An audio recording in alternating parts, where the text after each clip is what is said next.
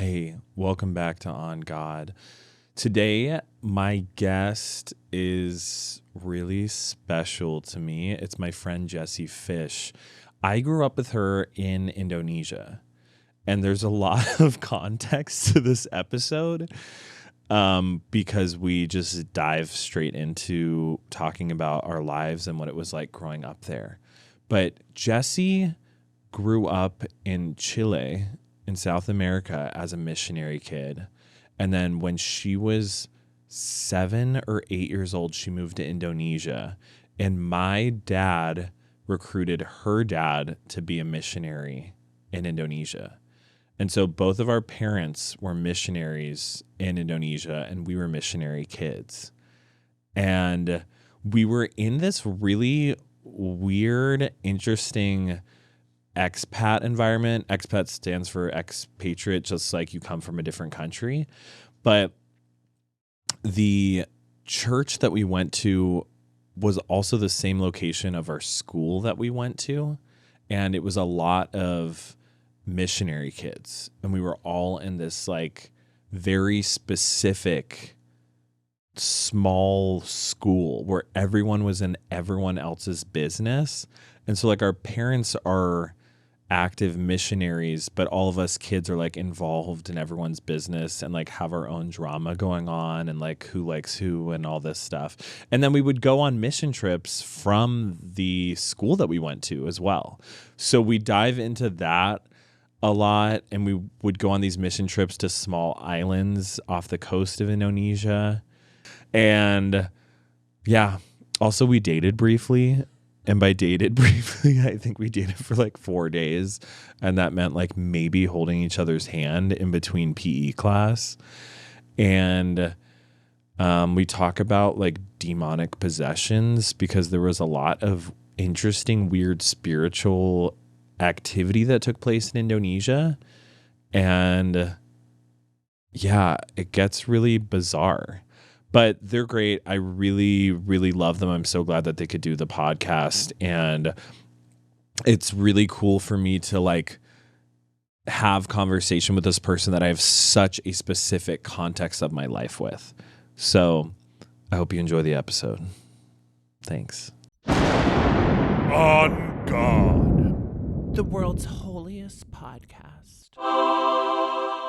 But also, I have this weird thing, too, where, like, there's so many people that we grew up with where I haven't connected with them, and I think a part of me feels bad as if they are scared of me because my life is so different. Yeah, I feel the same way. I had this experience after I, like, left the church where I was like, I would love to connect with these people, but I am paranoid that you think I'm like a fucked up heathen or something and you don't know how to like engage with me. But that's a completely like made up story in my mind. But I think so. I mean, there are so many people that I think the feeling that I have is, I think especially because my comedy is so grotesque and disgusting. Yeah. And I'm literally just talking about like my butthole the whole time that they think like I'm this animal, disgusting sexual like pagan. I mean, but that's aren't you? I don't think.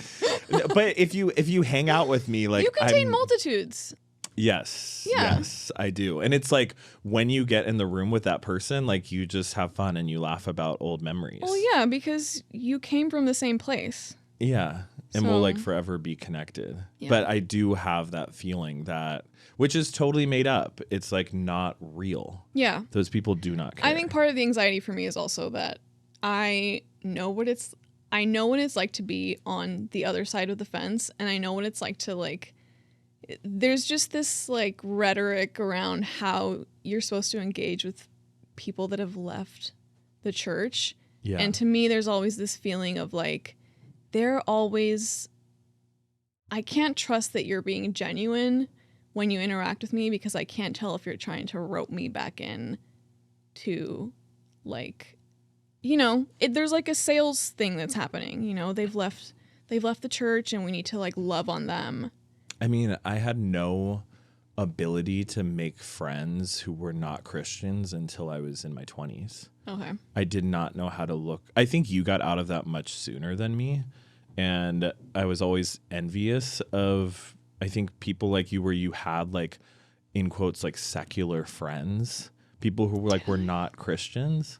But Yeah, for I me, there guess. was always this ingrained mentality where like, because I'm evangelical, every conversation has to lead back to me somehow trying to convert this person. Exactly. And so when I interact with sometimes with my Christian friends, I have this anxiety. It's like a defensive stance where I'm like, you can't get me back in there kind of thing. And so I also don't know if like, are you talking to me because you care about me? Yeah. Or are you talking to me because you are trying to like connect with me so that I feel the love of Jesus and I like, I'm like the sleeper agent is awakened in me and I'm like back in.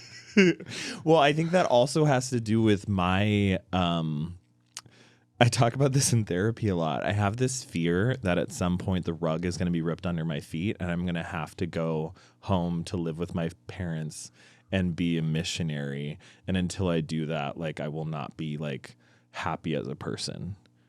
I mean, do you have... Which is not logical. Like, I make my own money. Yeah. Like, I'm fine. All my bills are paid. I haven't, like, I'm completely independent. Is this like a financial thing where you're like worried that everything's going to flop and you'll have literally no other choice in the world but to do that? I think it's more of an ingrained feeling that, which I'm really working through, that God is unhappy with me and God will not bless me until I return. Sure. And it's a really warped depiction of God. I don't even believe in that God anymore. Yeah. But it's really, really deeply ingrained in me, where it's like I've veered from the path, and until I go back to the path, in quotes, you will always be set up for failure. Yes. Sort of, and I destined. think as missionary kids, we have this weird codependency on our parents. I don't want to speak for you, but for myself, like there's something psychological about growing up in a foreign country where like you even look different than everyone else around you. And so the examples that you have of like people who look like you are your immediate family who are in this very specific cult of religion. Yeah. And so like that feels like the only place that home can exist. Sure. Do you know what I'm saying? I was just talking to Joy about this actually because she was asking me what my experience was like as a white person in Indonesia, because for context, for people that don't know Joy, she's Korean, which is a totally different and experience. so she but also, flies- you're not fully white. I'm Italian. Well, isn't your mom? So I am a person of color. You're right. Ciao, Bella. Isn't your mom from Argentina? Yeah, my mom's brown skinned, but I'm a white girl. Okay. But she was asking me kind of like, what is... It's so brave of you as an Italian to claim that. What are you doing, buddy? People love to say I'm not white, I'm Italian. I know. And I had to kind of explain to her, like, yeah, I actually have a complicated relationship with Indonesia in a way that a lot of my other friends don't. Even my white friends, people like Lena, for example, who like is Indonesian, like in her soul. Yeah. But I really enjoyed it up until the point that I, started realizing like, oh, I literally can't fly under the radar anywhere at all. Like I will always be recognizable instantly as like a foreigner. And I think for that reason, like I had a hard time, like, but at the same time, this was like my home. Like this is my home. So how do I, fit into this place where... Indonesia or California? Indonesia. So it's tricky. Like I don't think I ever really connected. I never really felt locked in the way that I wanted to be.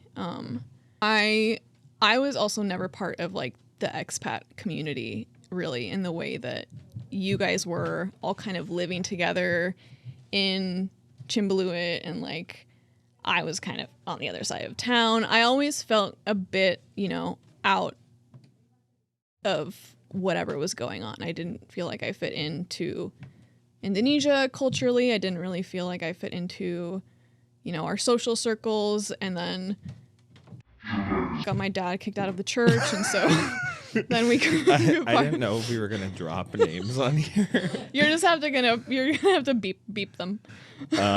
It's fine. I mean, she's not watching this podcast. Although Catherine did DM me the other day, and I was like, "Girl, what is going on with you?" What is going on with her? I don't know.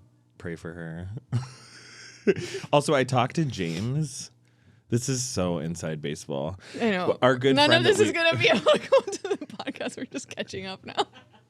But I talked to one of my best friends that I grew up with, who is white. He's from North Carolina. And he's in Singapore. He lives in Singapore, and he's been there for 10 years now. Yeah. And he was talking to me, and he was like, "Matt, how are you doing? It is so good to see you. It is so good to be talking to you." And I was like, "James, is this James?" And he was like, "Yes, this is James. How are you?"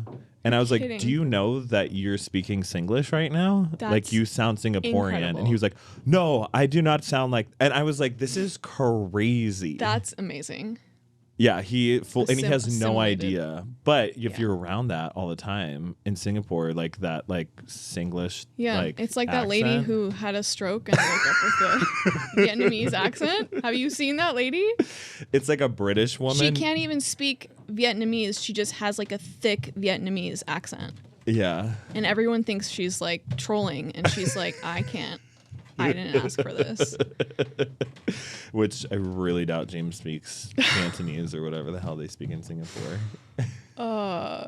That's funny. And then, It's funny you mention like Lena is someone who specifically comes to mind, who is so like embedded in or I think is like a practicing Christian, and she was so great, and she was such a good friend of mine. Yeah. And I have a fear around people like that who are still practicing, that I feel like they would not want to be around me, which is I think is an irrational fear, because at the end of the day, it's possible they don't want to be around you, but it's also, you don't know this information. Like, you don't know until you know. Yeah, that's true. Yeah. But like I would want to be like, no, it almost reminds me of like, I had this instance at a bar, like I don't drink anymore. And I was at a bar last night, and I saw someone who I know from like 12-step programs at the bar drinking, and they were avoiding me like the plague. And in my mind, I'm like, I don't care. Like we're friends. Yeah. Like I met you in the rooms of 12-step stuff, but like if you're drinking again, like that's your own prerogative. Yeah. Like it doesn't affect me. Yeah. But they were avoiding me. And it's sad when you feel like someone's worried that you're judging them, and you're like, I'm not doing Yeah, that. no, I was like, do your thing. Like have your fucking vodka soda. I don't care.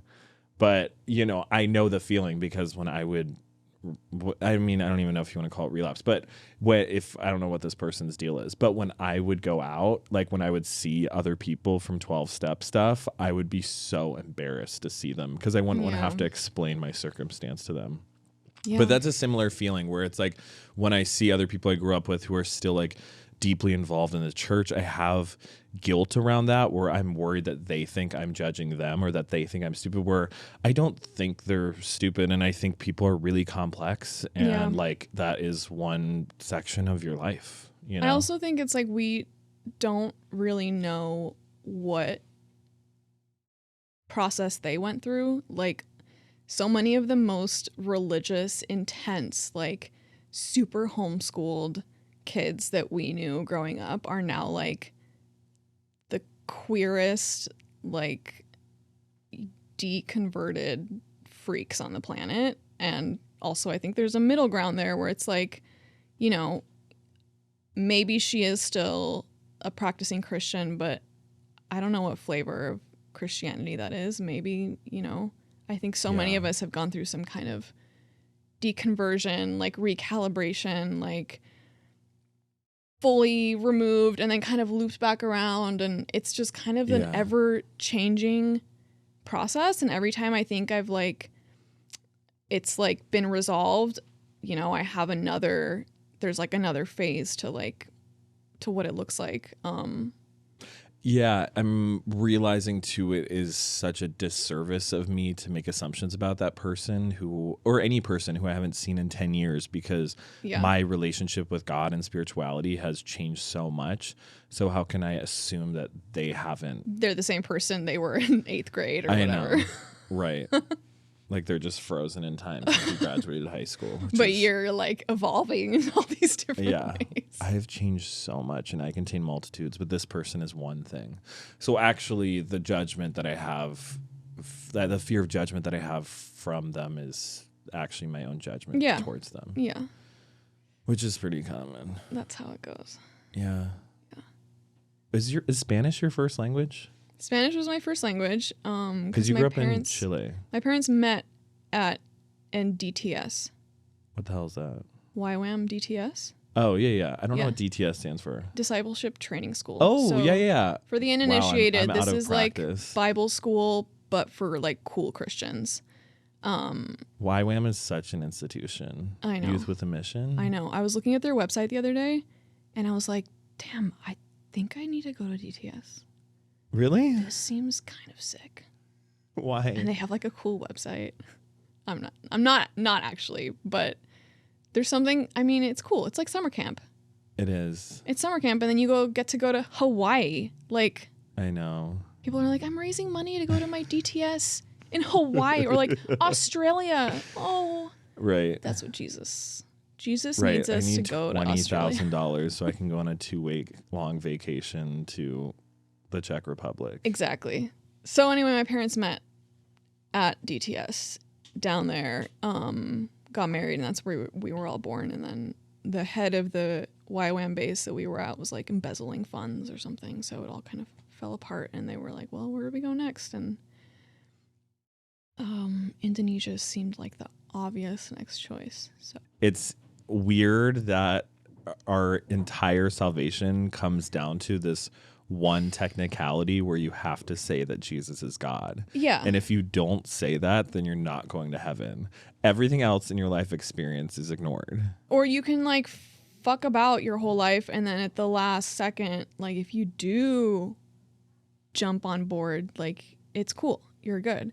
I was talking to my mom about this. We've been having a lot of conversations about, I love talking to my mom about this stuff because she's like just down to yap. I love your mom. She's so cool. Yeah. Shout out to Vero. She's the best. I was talking to her about how I feel like with so many people that leave the church, there's kind of like these different tiers of not tiers, but like kinds of deconversion where like I have friends who were raised culturally Christian, but never really had like an emotional attachment or like were really like that into it. It was just kind of like Jews. Like they're like just cold. It's just like a thing in their family. Yeah. And, you know, maybe they become adults and they're like, okay, well, I'm not going to go to church, but like on Easter, I'll go to church or whatever. I'll go to church on Christmas. And then there's other Christians who it is like they are very involved and it is real to them. But there's a moment where they feel like the curtain is pulled back and they've been like scammed. And it's like a Wizard of Oz moment where you see that like the wizard is just a guy and none of this is real. And then I think there's like a moment of like, God, this was like, none of this was real. And then I think there's folks who, and this was my experience, is my experience was very, like, I had a very intimate, like very real, very intense, like connection to God, Jesus. I was like talking to him in my journal every day. It felt like, you know, he felt like a real entity to me that was, you know, there was like a very, I mean, so much of it is like extremely romantic. And like so much of the theology is like about the bride of Christ and all of that. And so it's like incredibly romantic in that way, but also incredibly intimate in the way that like a parent-child relationship is really intimate. And so it's like there's like an intensity that's just like a lot. When I deconverted or whatever that process, however long it took, it really felt like parental abandonment it felt like being dumped or like ghosted by like your husband. And then on top of that, there's, you know, you end up losing your community that you've been a part of often since you were a child. And then you're kind of like, you just kind of float away into this like purgatory of like, I can't talk to any of my Christian friends about this because they're just going to be like, come back. Like, you know, they're not going to get it. I can't talk to any of my atheist friends about this because they don't get it. And so there's just like this weird kind of space you're floating in where no one really understands that it did feel real. I think often people are like, oh yeah, like you took the blinders off and you realize that like religion is a scam. I think to me, I still will like look back and it still feels real to me. And I still feel like God is that same entity. To land the plane, what I was talking to my mom about is like, I was telling her like, it just pisses me off to think that like I might die and I might stand in front of God and he might say, sorry, like how are you going to tell me that I didn't try my hardest and that this wasn't real to me and that I didn't try and like interrogate every corner of it it just stopped making sense to me. And that's why I left the church. And on top of that, so many, like the Christian community at large was like, so I couldn't be a part of it. And the thought that I might stand in front of God and he'll just be like, you can't get in. I'm sorry, because, you know, you left. So that seems just utterly stupid to me. Yeah, I mean, I relate deeply to what you're saying. It's hard to leave religious communities because there's so much good in them, and sure. like, I mean, I think that's why so many people thrive in community. Absolutely. Like, and you have friendships, and also I had like a deep connection to God. And then there were things in my life that didn't seem to align with what I was told how I was supposed to live my life. I think particularly being gay has been like the greatest asset to my life today. Mm-hmm. And I would not be where I am if I was not gay, because the system that I was living in under Christianity was set up for me to be straight. Yeah. And if I was straight, I was good at playing that game and it made sense to me. Like, I just needed to marry a woman and like have kids and continue on what I was doing. Yeah. And like, that was fine. And I get sensitive around, I talk to this about this stuff with my dad sometimes. I get sensitive because I think that a lot of people think that I'm no longer a Christian because I am gay. Yeah. And I don't think those things are mutually exclusive anymore. But at the time, it felt like you didn't have a choice. It felt like I didn't have a choice. It felt like I had to pick one or the other, and it was devastating for me, and it felt like my worlds were being ripped apart because I was told that basically I can have God and go to heaven, but I can never have a husband or a partnership and experience deep like love and connection. Yeah. And sex is a part of that like love and connection. Yeah. And I can't have that ever. Yeah. And, you know, and then I'm just crossing my fingers that hopefully one day in heaven I'll get to experience something that's better than that. But it was torture. Oh, for sure. And now that I've been outside of the church for so long, God in the church doesn't scare me at all. I find so much comfort and relief from that. But I don't know that Jesus is God. Praying I don't die. The lightning bolt is on its way. I literally, every time I say that out loud, it scares me. I don't know that Jesus is God, but that's not because I'm gay. Like, I don't think Jesus gives a fuck about me being gay, but it's because based on what I know, being outside of the water and then like coming back to it, I'm like, the only historical documents we have is that like the thing that is historically sound is that there was a man named Jesus who did live, who was crucified, who died out on a with cross, a bunch of who hung out with guys prostitutes and hookers and drug nonstop. dealers. So literally was like at the Abbey every weekend, chilling with people and being like the best guy. He was like the DD, you know? And yeah, he was at the Spotlight after party. Shout out. I don't go out nearly enough to be able to. I don't go out anymore. I'm super lame. I was at a bar last night and I was like standing there like Can I get a milk? No, I was literally like, I don't know what to do with my hands. I was like, what do I do with my hands? That's why you gotta smoke cigarettes. Smoke cigarettes, kids. Smoking cigarettes is very helpful if you're out. I had 2 drags of a cigarette last night and I finally felt accepted for about 45 seconds. And they're coming back. That's why. Because they're analog. People crave real connection. The vape is never going to satisfy what the cigarette hits. No.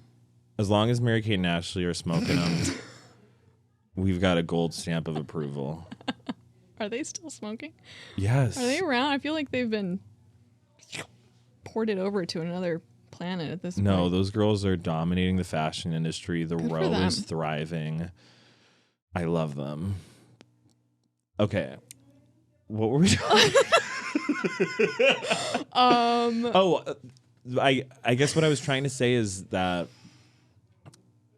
I feel like people think I'm no longer a Christian because I am gay, but being gay was a crack in my reality that forced me to see different perspectives because something internally was not aligning with the community that I was brought up in, that I did not feel like God hated. I was like, God, if God loves me and God created me this way, God wants me to experience love and relationships.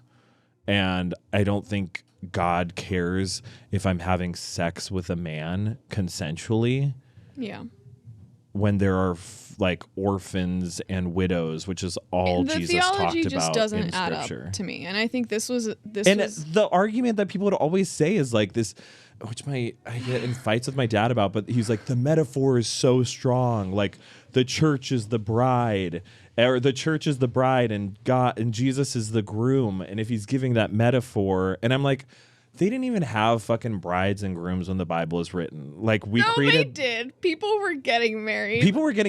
Okay, actually, okay. I need to read the Bible. The bride was invented in the 1800s. The bride was invented when Maggie Gyllenhaal directed the film. In the Industrial Revolution, they invented the bride. People were getting married. Yeah. And so it was a cultural metaphor that made sense. I mean, but also people were trying to populate the earth. Well, I was going to say I had a similar experience where the crux for me of like really starting to figure out that Christianity wasn't going to work for me was realizing that my best friend wasn't straight. And I was like, I can't follow a God who's going to condemn my best friend to hell. That's so stupid. The funny thing, I mean, it was also about me. I wasn't like out to myself at the time. Yeah. So, and it took me a while to get there, but it did feel kind of like a house of cards that started falling apart, where I was being told like, you can't be, gay and also be a Christian, because that's a sin. But, I don't know, there's just like a lot of sinning happening in the church anyway. And so the math just didn't really add up to me. And then, once I was like, well, my best friend is gay. Hilarious, because it was like Abby and I were like in love with each other. Like that was like my first love. And that was, I was like, I can't be a part of this.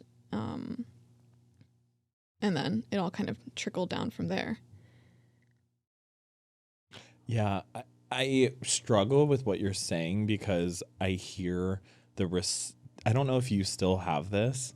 When people bring up arguments about why being gay and Christian can coexist, I immediately hear the rebuttals of my family. Oh, for sure. Like, it's like a permanent voice in the back of my head being like, well, I noticed that, like, how can I pick apart whatever you just said for it to align with my worldview? Yeah. So when you said people are already sinning in the church, so why does this one matter? And I mean, we know all of the flow chart of what that conversation looks like. Yeah, and it's constant in my brain. Yeah. But I just don't think that is a sin. And I think if you study scripture, there are 4 different instances where they bring up homosexuality, and it wasn't until 1946 that the word homosexual even entered the Bible or the Christian sphere. And those instances where they're talking about a man laying with a man or something like that were strictly dealing with like pedophilia or someone having non-consensual sex or forcing a slave to have sex with them. I mean, I think the frustrating part is that you can explain it away however you want. And that's, I think, the fallacy of like leaning on the Bible to like support your own, not that you're doing this, but like leaning on the Bible to say like, oh, actually I can do this because of this translation of this thing.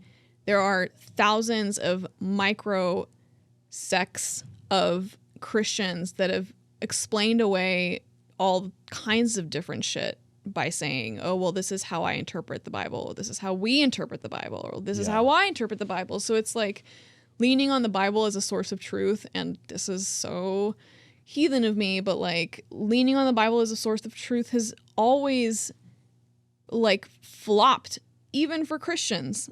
And so because no Christian does not have their own interpretation of the Bible. Exactly. And then at the end of the day, anyone who says that they are completely like, I take the Bible as it is, no exceptions. No, you don't. Yeah. You 100% do not. Positioning it as like the source of truth of God's word, when we have like centuries of people interpreting it away in like all different ways, is just so comical to me. And so I'm not gonna like it's so crazy. There's like that one verse in the Bible that's like, all scripture is God breathed and is useful for teaching, rebuking, correcting, and training in righteousness. Wow, looks like your Bice memorization really paid off. No, we had to memorize the longest. Do you remember having to memorize like Hebrews 1:1-3? It's all gone. My hard drive is. I quote it when I do planks. Like I dropped into a CrossFit class the other day, and I swear to God, they were like 60 seconds of doing planks, and I'm sitting there on my forearms doing planks, and I go, Hebrews 1:1-3. In the past, God spoke to our forefathers through the prophets at many times and in various ways, but in these last days they have spoken to us through the Son, whom he appointed heir of all things and through whom he made the universe. The Son is the radiance of God's glory and the exact representation of his being, sustaining all things by his powerful word. After he had provided purification for sins, he sat down on the right hand of the majesty in heaven. God damn. And I do that twice, and it's a minute. But I have that deeply ingrained in my brain. Yeah, clearly. You need a cleanse of... Which is kind of fire. So psycho. I will always be a Christian. I have that stuff downloaded. That's the thing. Like, it's funny when I try to like, I don't know, I have these experiences with Christians sometimes, and I'm like, you don't understand. I am like Christian boss level. I was born overseas to missionary parents on a discipleship training school campus. My dad was a pastor, and then we moved overseas again to be more missionaries. Like, I was youth pastor leader. I was the counselor at the Jesus Bible camp, summer Bible camp. Like, we went on don't mission talk trips. to me like as if I don't know what's going on the other side, as if I'm like somehow lost in the sauce. I get it. Like, I I did it all. Like I get it. And I think that's been the most frustrating part for me about engaging with Christians sometimes is like they think like just because I'm not like like it's. I 100% understand. I mean, Have you gone to Sea Tribes? No, bro. Right. Have you gotten Did your you braids spring- corn? Like, you don't know shit. Yeah. Did you spend your spring breaks shitting over a dock into the ocean and like raising funds so you Actually, could though, like best week of my life. tell parables to like indigenous people? Yeah. And then I read back in my journals and I'm like praying for these people. And it's like, these people don't give a shit. They're like, sure, you want some of the dankest food you've ever had in your life? The most okay, now this incredible white girl food. is going to talk to us about how Jesus took the bread and turned it into. Oh my God. It's actually so embarrassing to think about. So It's Jesse and mega I cringe. went on these like mini long mission trips over spring break. And we would go to these tiny islands in Indonesia that had like sometimes like a couple hundred people on them. And there would be like one generator that operated all the electricity and the island would shut off at like 8 p.m. But we're staying at these people's houses that they were kind enough to invite us into, which we later learned they were paid to host us good money. Did you know that? I mean, it makes sense because we were like eating all their food and stuff, but like I know, but it's like, oh, they're like, of course, hey. they were like, yeah, we just got to listen to these dumbass parables for So 3 then days, we're and they're gonna hanging give us out- like 3 juta. And Right. We're going to give them a couple $100 so that we can take pictures with their kids and feel like we changed the world. But literally these people have fully functional lives, have families and communities that they care about. And then we they live have in like to, the most beautiful place in the world, and we're like, oh, incredible. And the food was out of this world, like the best food I've ever so had. good. But they have part of the agreement for them getting paid is that they have to stay up after dinner and let us tell them the parable of Jesus breaking a loaf of bread to feed 5,000 people. Like they're like, okay, like tell us your little story now. And then we're like, did you know one time, in our like horrible Indonesian, we're like, did you know there was one time a man who had bread and water, but and they're he like, yeah, we could know not, about Jesus. he could is not like- feed his friends, but then he broke the bread and the fish, and then somehow he was able to feed all the people, and they're like falling asleep, and they're like, The candle like- is like burning out. and then we're like, okay, do you believe in Jesus now? And they're like, I'm going And to no, bed. we wouldn't even get that far. We wouldn't even like land the plane to be like, the reason why we're doing this is because we believe that you can need eternal salvation. We would just like, it would be like osmosis. Like if you just talk about the parables and connect it to their life, the seed will be planted. And then when we come back next year, then we can harvest. Yeah. Yeah, that was crazy. And it's funny too because I'm thinking about the first time that we met on those mission trips and we're like there for the purpose.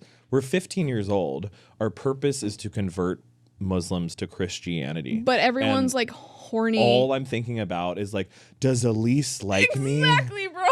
And she's been spending a lot Mari of time and Danny are having like the most insane drama on the side, and I'm like, I miss Matt Marshall, my boyfriend at home. I'm gonna watch the thunderstorm across I'm like, the. I think Jesse and Elise. Jesse knows that I'm not a good guy, and she's probably told Elise that. So Elise isn't going to want to date me. Meanwhile, I'm actually gay. This is hilarious because this is almost like word for word what I was writing in my journal about you and Elise not liking me. Oh, I thought you guys were teamed up against me. I mean, I'm Because sure we I were like at one we point. dated for like 4 seconds. Okay, well, this is actually what happened. Didn't is we? I dated Taylor, and then you convinced him to dump me on the phone while you were also on the phone. Wait, and I think I was texting you. And then we did date for like a second. I have a note that we exchanged in classes where I said something like, I actually have it with me. Did you bring it? I did bring it. Can you read it? Oh my God, that's crazy. Wait, I wrote this note to you? Yes. Well, we were exchanging notes between classes during the 4 seconds we dated. Where is it? What does dating even mean? I remember we needed to date because we went on a camping trip with your dad. Oh my God. With your dad. Remember when he stole my cell Matt's phone? surprise birthday party is on Friday. I'm grounded, obviously. But I'm going to call a taxi and sneak out. I tried to do that, and my parents caught me trying to climb over the gate to get into a taxi to go to your birthday party.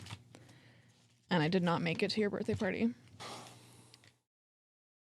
Okay, here it is. I wrote you like all of this stuff and you were like not very responsive, but I have a bit in here that says this is so cringe. I like, don't even want to read it. Oh, you were suspended. I don't know why you'd gotten suspended. I kept getting suspended for like making fun of my classmates. It was such a little brat. Yeah, you were a fucking asshole. My hand says, "Kiss me, I'm having a bad day." And you said, "Well, I'm kind of in suspension, so it's going to be hard to reach your lips." Haha. What? I passed that note back to you somehow. Wait. Which one is me? Blue. Oh, we were like somehow Yeah. someone was sneaking notes. Yeah, we would like exchange notes in between classes, and so I would write part of the note and you would reply like in between the That's lines. so cute. I know. I'm sorry it didn't work out. It's okay. I'm sorry you're gay. It's clear that you wanted Taylor all to yourself, which I understand. I never had attraction for him. The one that got away. I still love those friends, even though I haven't seen them in so I long. know, it was a funny time of life. Wait, there's so much. I don't even know how long we've been recording for. There's like so much stuff. I know. There's really no end to the lore that we could. New pod. It's just Jesse and Matt catch up. Well, it's funny. We didn't even get into like when we were on these mission trips. I never saw anything, but I would hear all these crazy stories About like the supernatural things that were happening. Yeah, like the year before we went, a group of people went on these mission trips to these tiny islands, and I remember hearing the story of this girl who could not walk. Yeah. And then they prayed for her in the name of Jesus, and then she walked for the first time, and then the whole Maybe family. she was paid also. That's so disturbed. They were like, the families are getting paid to host, and so they're like, maybe if we pretend They have a daughter that like is really into theater and wants to they were go into totally acting. doing like it was we like got a whole the perfect girl for this. that Korean movie Parasite. Uh-huh. They're like, oh my god. Oh yeah, that's basically. If we yeah. pretend like one of us can't walk, and then they pray for us, they like played us like a fiddle. They They're will like, never stop coming back. Oh my god, we were scammed. We deserved it though. That's crazy to think about. That's such a good movie idea. People scamming missionaries to make them believe that they're doing good work. Jordan Peele. Get on it. But then there was also like the year before that, I think my older sister went on a trip, and they were saying like one of the brides on the island, there was like a wedding ceremony, and then she was like overwhelmed with this incredible amount of strength, and she like turned into like a demon, and she was like hitting people and throwing people across rooms, and they had to like pin her down.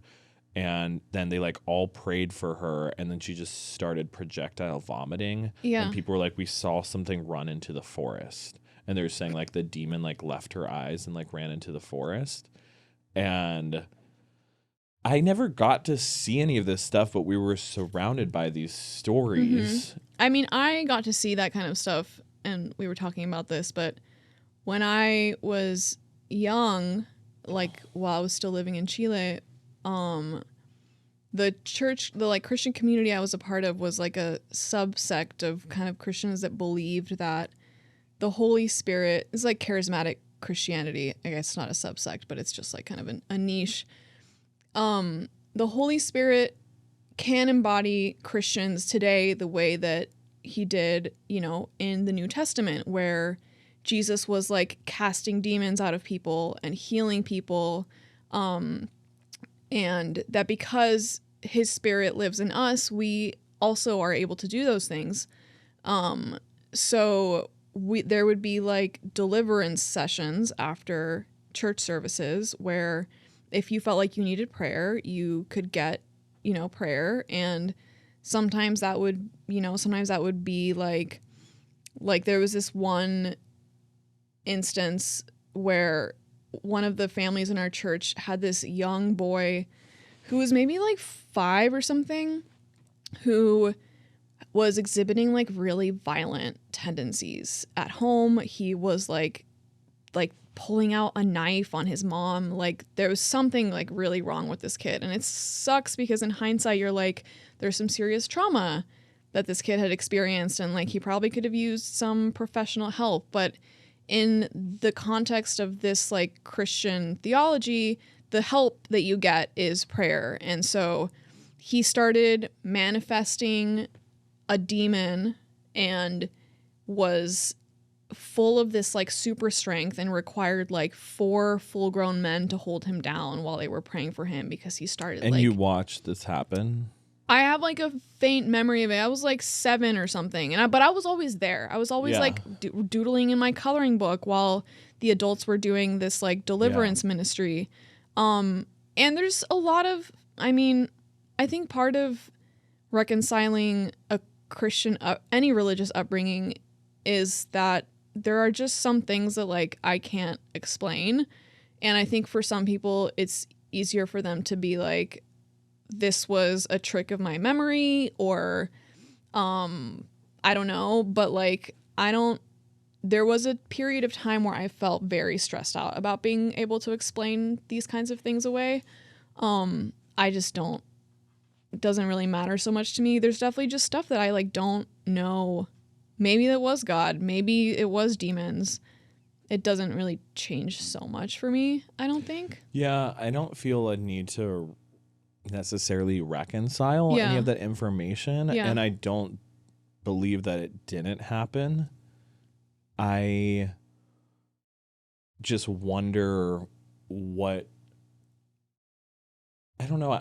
I believe that stuff does exist. And I think there is like weird, interesting spiritual warfare that takes place. And I remember when we were in Indonesia, there was a missionary visiting from the States, and he was saying in poorer countries, like I asked him, I said, why doesn't demonic activity like this happen like when I'm like visiting America? Because of the culture. And he said, in America, there's such a wealth problem that the devil doesn't need to manifest himself through demons because people are already so distracted from God.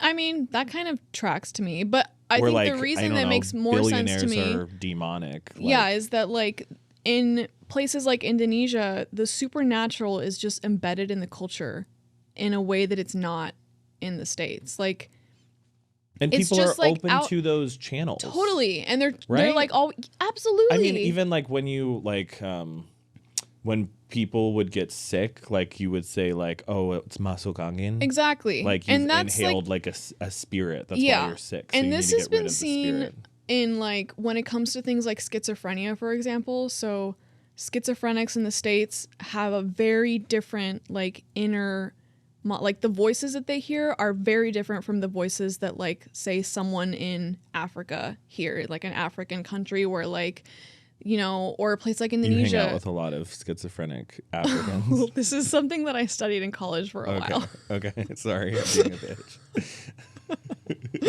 I'm not to dunk on schizophrenics. I support schizophrenics.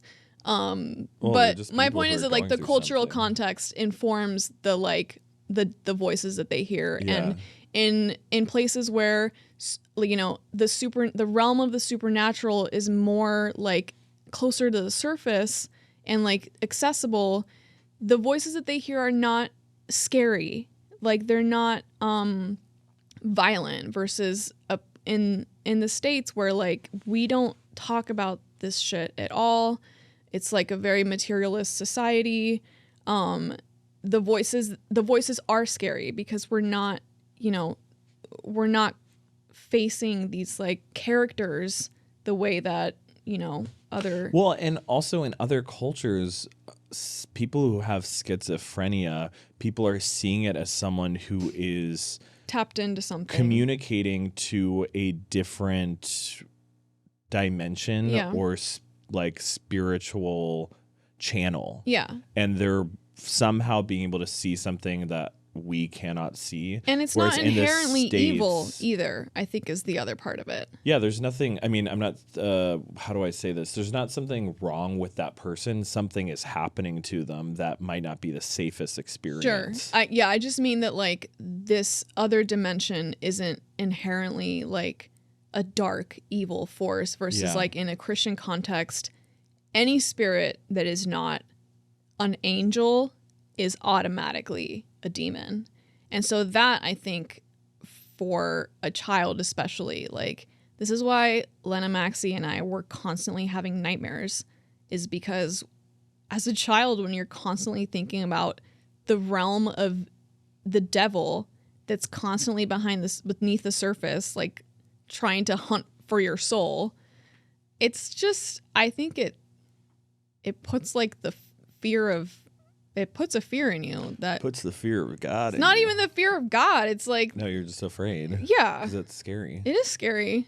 I think also as far as the schizophrenia thing goes, I mean, We're so qualified to be talking about schizophrenia, so it's good that this is happening on this serious podcast. so many people I interact with who are having manic episodes or are in psychosis are people who are heavily addicted to crystal meth.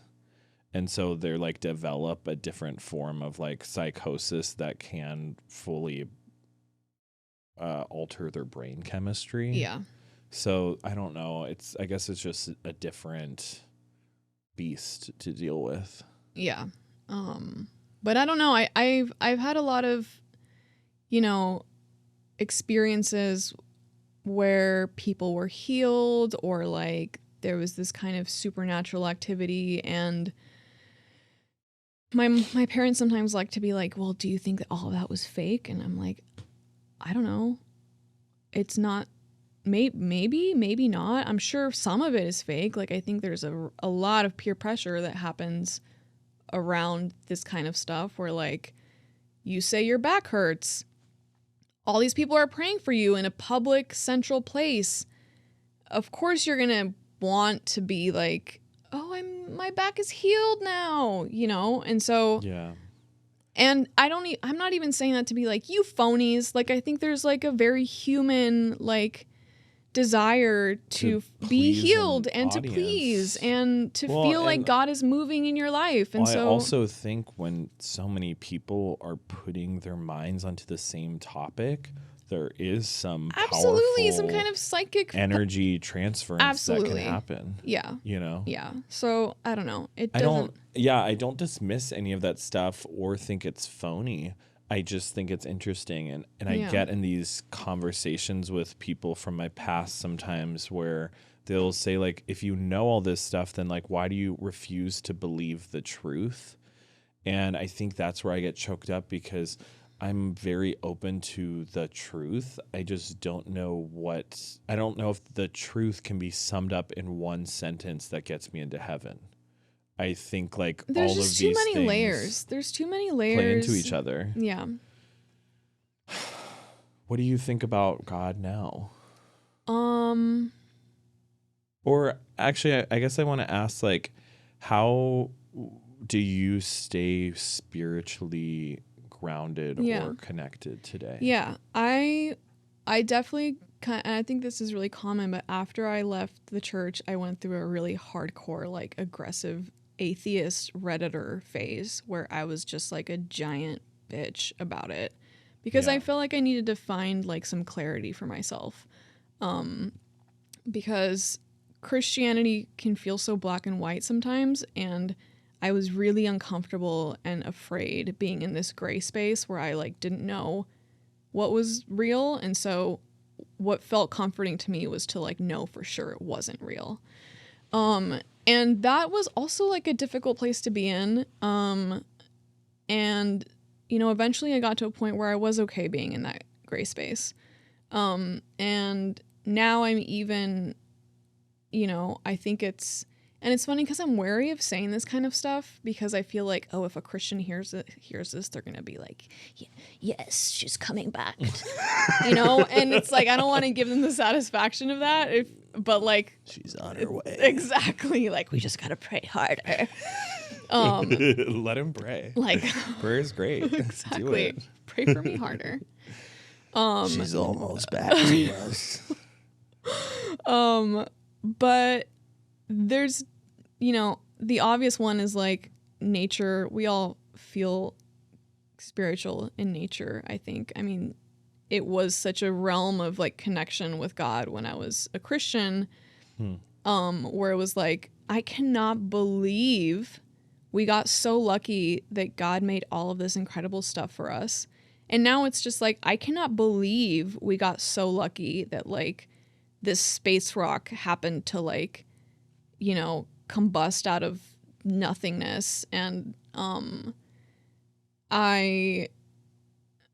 it's, like I was saying, it still feels like God. I don't feel like God to me was like this imaginary thing that like crumbled into ash when I left the church. It's more like a distant friend that I'm kind of out of touch with.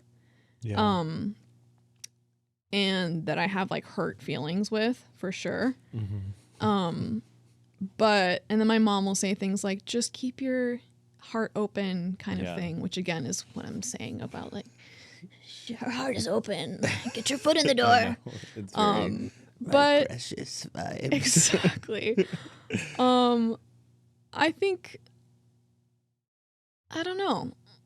It's hard to say, like, it is, at the end of the day, like it does still feel pretty fraught in terms of like, I really miss having a Christian community.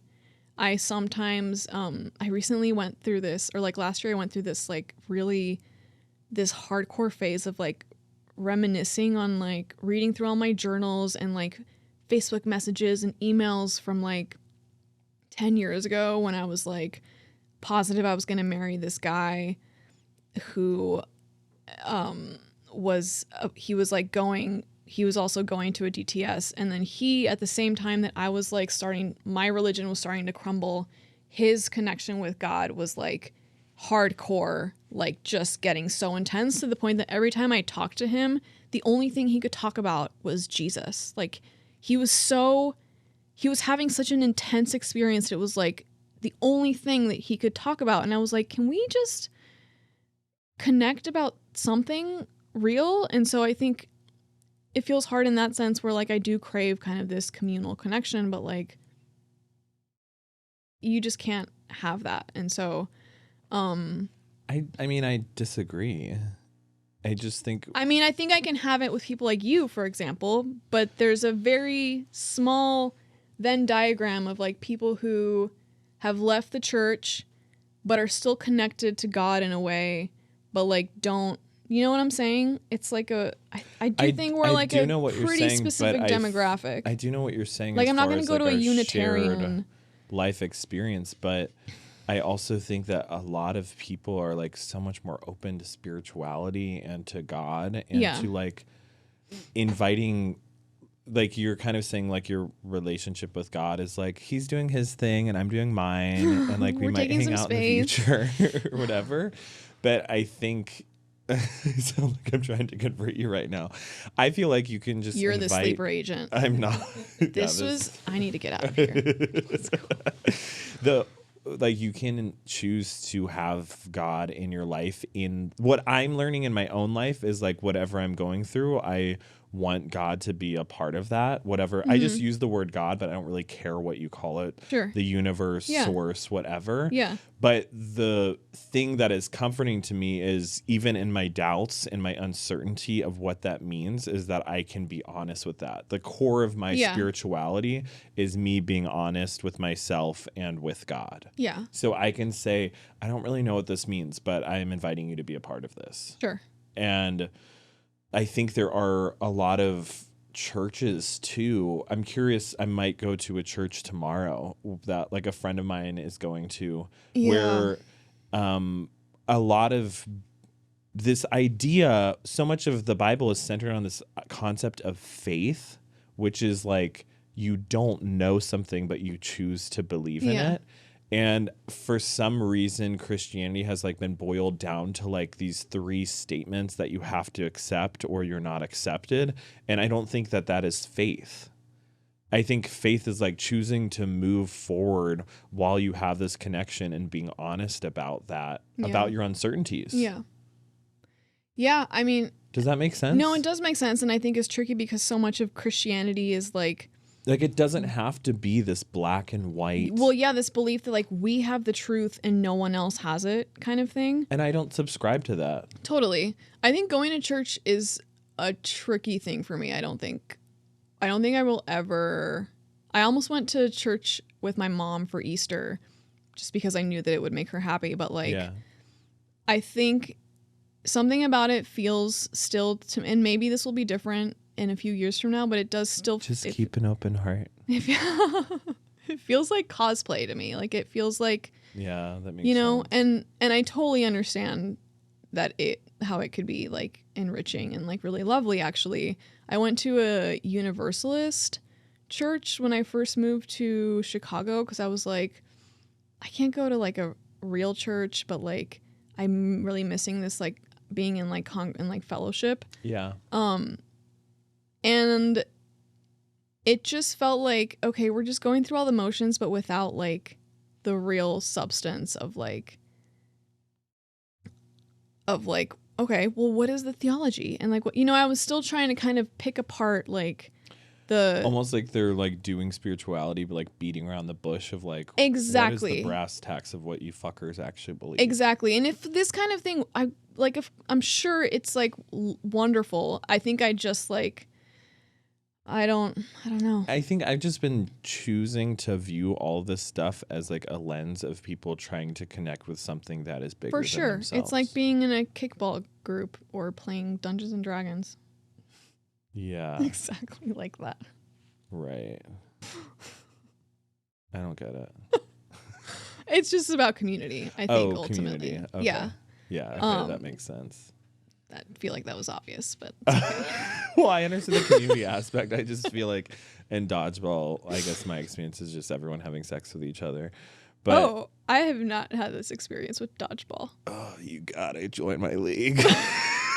I'm just kidding. I'm not in a dodgeball league. I'm thinking of like the Weho intramural dodgeball teams. Oh my god, hilarious. Yeah, no, I guess like if someone's going to the mosque or one thing I know that I need for myself is to feel some sense of like spiritual groundedness that gets me out of my own head. Yeah. And will like make me feel sane. Yeah. And I can do that through like prayer and meditation, but I'm also so bad at keeping up those practices. So going to a place where that practice is like forced upon me Absolutely. just and you're helps with other me people. stay grounded. Yeah. So if I go to church, which I have resistance towards, and I have to like sit still for like an hour and they make us pray and we like read things about being connected to God. I think ritual is really, really, really, really important. It's a ritual. Yeah. And I don't want to say I'm so undisciplined.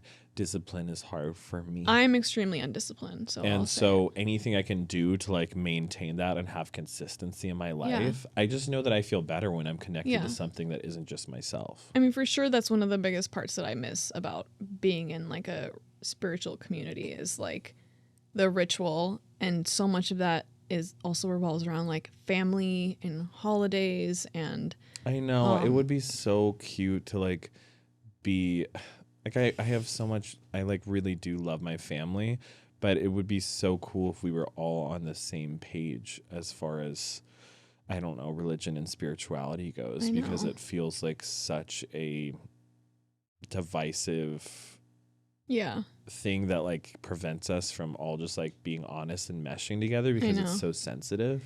I feel like I've gotten really lucky with my family in that regard. Like, I mean, my parents have really grown so much, and they're like I think they're really a little loving, touch and go there for a bit. Really loving people who like really do have open minds and hearts to like loving others.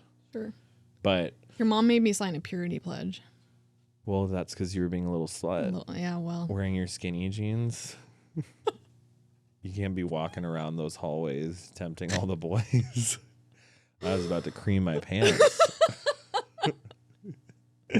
Meanwhile, I'm just like, on the basketball team, looking at everyone. Just frothing at the mouth. Yeah, looking at everyone's hog just flopping around. And I'm like, yeah, girls, stop wearing skinny jeans. Those are really leading me tempting for astray. me. Yeah. Like showering with my friends. Oh being my like, this is God. fine. Brothers in Christ. Yeah. Let's wrestle. Who are you wrestling with? None of your business. Yeah. Who's your favorite actress? Hard pivot. I have really been into Emma Stone for a really long time, which feels very like, oh, of course. And then Kristen Stewart, I adore, and she's doing so much cool shit right now. Also gay. Yeah, she's pretty gay. Who else do I like? Did you see her movie, Chronology of Water? No, I really need to. I haven't seen it. Okay. I Is it want even to. available anywhere to watch? You have to go to some fucking the defunct Highland Park Theater and like pay them in shekels and like. I think it's maybe still doing the festival circuit. I don't know. Yeah. And it's so funny. I was thinking about before I came on this show, I was thinking kind of about like what was my like real gay awakening, and it was probably the wife of Moses in The Prince of Egypt. Do you remember her? So Zipporah? beautiful. The hottest. The part where she has the whip and she's like whipping Moses. And For some reason, you were like, the girls that remember this, God. you'll know. And then she like Yes, pushes him into the well and she like does this thing with her she shirt. was hot. I mean, Yeah. there's something so weird That's my about favorite that actress, stuff. Zipporah from The Prince of Egypt. Move over, Emma Stone. There is something so interesting about that because I distinctly remember her, and there's like something in my gay body that is like, Repulse. I want to be that powerful woman. Like Yeah. she's so sexy and just had this like very strong confidence. And I mean, also, who's the woman in Hercules?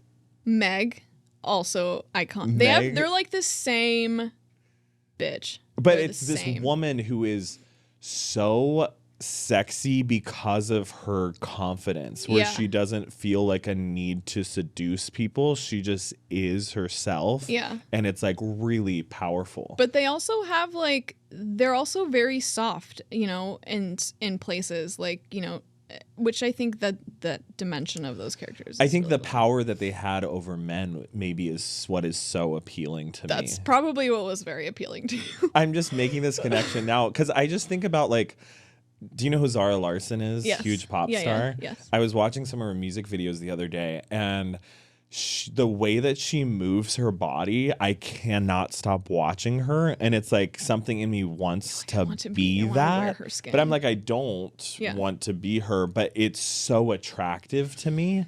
And I think it is that she has this, because she's so confidently herself, it is so attractive, and she has this power over men where I know that they're fucking drooling. But her doing that is actually for the gays. Oh, for sure. Like everything she does, it's like for gay Yeah. men. Yeah. Like Tate McRae. Oh my God. Like I could watch her move all day. She's one And of the it does- greatest dancer, like of all the pop girlies. She's like She started as a amazing. dancer. Yeah. Yeah. She's I could watch her move all day. She's really good. And I have no interest in her sexually, but I'm like, I want to be you. It's just funny. I feel like my parents are, you know, they're always kind of interrogating, like, how did we end up with this like bisexual, annoying like daughter? And it's like the animated story of Moses and the Israelites, obviously, or like Yeah, the you made me watch VeggieTales Meg from Hercules Esther. with her bustin' body. No wonder I was and gay. that Then you fucking made it's me that fucking ponytail. hang out with all these hot girls all the time and go camping with them. It's true. You That's why were I'm camping gay. with us a lot. Yeah. So true. All right. Time. Wrap this shit up. Yeah. Cool. pleasure doing business with you. Great having you on. I'll see you in heaven. I don't know. We'll find out. Who knows? Maybe the sleeper agents will get me after all. Yeah, we're converting. My after mom this. send you to do this? Recruit me for this? For sure. Hi, Mom.